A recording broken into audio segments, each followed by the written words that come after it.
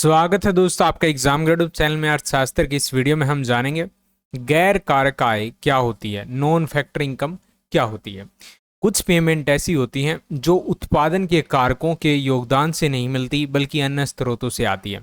अब जैसे किसी भी चीज़ का प्रोडक्शन किया जाता है तो उसके अंदर काम करने वाले लोग होते हैं, उनको पेमेंट मिलती है। जो आदमी रिस्क उठाता है अपने पैसे का, उसको पेमेंट मिलती है। जहाँ पर जो है वो प्रोडक्शन किया जाता है, उस ज़मीन के मालिक को पेमेंट की जाती है। वो सब तो होती हैं उत्पादन से जुड़ी हुई पेमेंट, ठीक है। लेकिन कुछ ऐसी भी चीज़ें होती हैं, ऐसी भी इनकम होती हैं जिनका प्रोडक्शन से कोई लेना देना नहीं होता है, और उसी को हम बोलते हैं गैर कारक आय। इसमें वे आय शामिल होती हैं जो सरकारी हस्तक्षेप, बाजार की विफलता या अन्य कारकों के कारण उत्पन्न होती हैं। एक एक करके हम बात करेंगे। तो पहले हम बात करेंगे सरकारी अनुदान और सब्सिडी।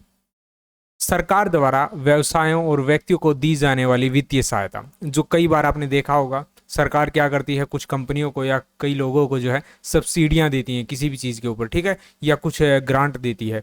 वो जो है देखा जाए तो उसका प्रोडक्शन से कोई खास लेना देना नहीं होता है, वो सरकार के द्वारा की गई एक हेल्प होती है, लेकिन वो किसी ना किसी के लिए इनकम बन जाती है। इसके अलावा बाजार की विफलता, मार्केट फेलियर, बाजार में असंतुलन के कारण उत्पन्न होने वाली आय, जैसे कि एकाधिकार, कार्टेल द्वारा उत्पन्न आय।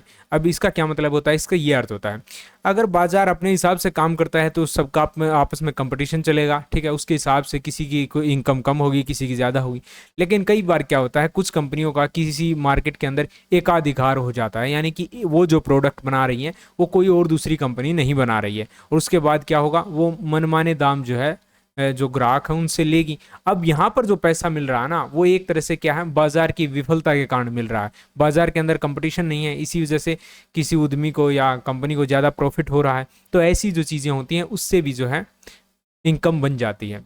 इसके अलावा बौद्धिक संपदा अधिकार यानी इंटेलेक्चुअल प्रॉपर्टी राइट, इसका क्या मतलब होता है, इसका ये अर्थ होता है जो पेटेंट होता है, कॉपीराइट होता है, ट्रेडमार्क होता है, इन सब चीज़ों से जो पेमेंट आती है वो भी इसी के अंदर आती है।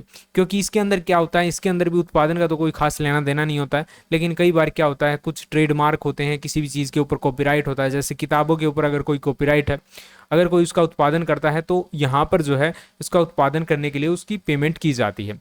तो अब ये जो सब सारी चीज़ें पेमेंट होती हैं, इसी को हम क्या बोलते हैं, गैर कारक आय या फिर नॉन फैक्टर इनकम बोलते हैं। यही था दोस्तों इस वीडियो में। वीडियो पसंद आए तो लाइक करें, शेयर करें, चैनल को सब्सक्राइब जरूर करें। Thanks for watching.